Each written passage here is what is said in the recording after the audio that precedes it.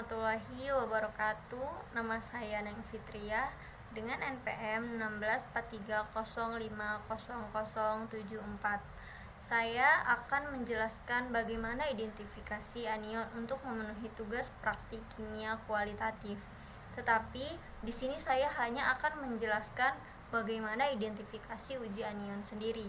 Jika kalian ingin mempraktikkan uji identifikasi anion sendiri, kalian harus menggunakan jas lab atau jas laboratorium, kedua hand glove atau sarung tangan, ketiga menggunakan kacamata, keempat menggunakan penutup rambut.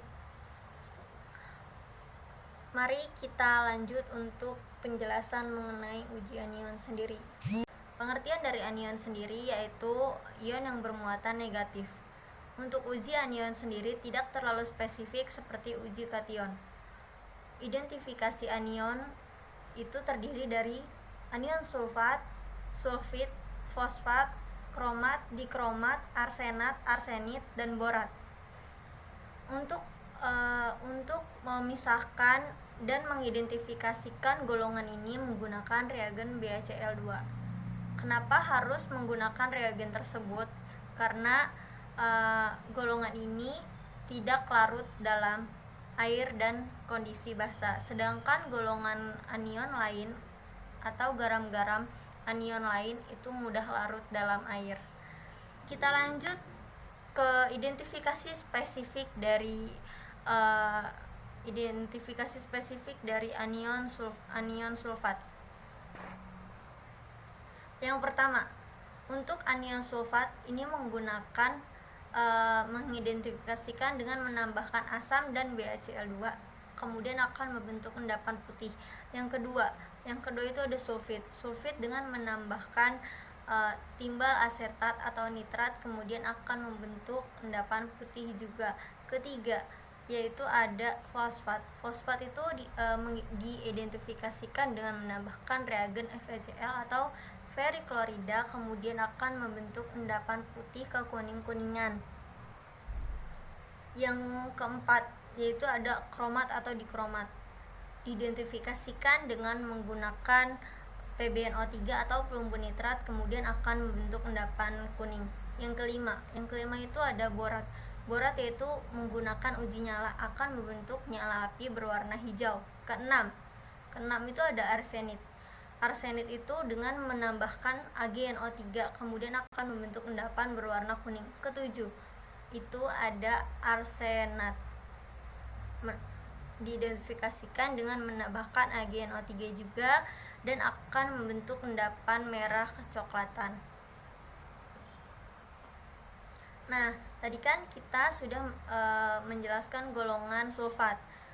Golongan anion sendiri kan ada 3. Yang pertama yaitu sulfat, yang kedua halida, yang ketiga dan nitrat. Golongan pertama sulfat tadi sudah saya jelaskan, kemudian kita lanjut ke golongan halida. Golongan halida ini terdiri dari klorida, bromida, dan iodida. Golongan ini dapat mengendap dengan Ag+ dalam suasana asam. Mari kita lanjut ke identifikasi spesifik dari golongan halida. Yang pertama, identifikasi spesifik dari bromida, yaitu dengan penambahan AgNO3 akan menimbulkan endapan berwarna dadih kuning. Yang kedua itu ada klorida, dengan penambahan timbal asetat akan menimbulkan endapan berwarna putih. Yang ketiga itu ada sulfida, dengan penambahan Pb asetat akan menimbulkan endapan berwarna hitam. Yang keempat itu adalah iodida, dengan penambahan Pb asetat juga akan menimbulkan endapan berwarna kuning.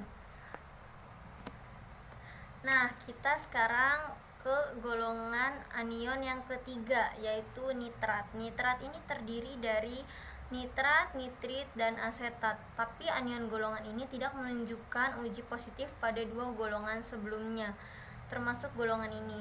Mari kita lanjut ke identifikasi spesifik. Yang pertama itu ada nitrat. Nitrat dengan penambahan ferrosulfat dan asam sulfat pekat akan membentuk cincin coklat.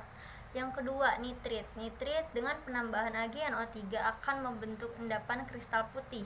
Kemudian yang terakhir yaitu asetat. Dengan penambahan FeCl3 akan membentuk endapan berwarna merah coklat. Nah, sudah sampai terakhir penjelasan saya. Semoga bermanfaat bagi yang melihat video ini. Terima kasih. Assalamualaikum warahmatullahi wabarakatuh.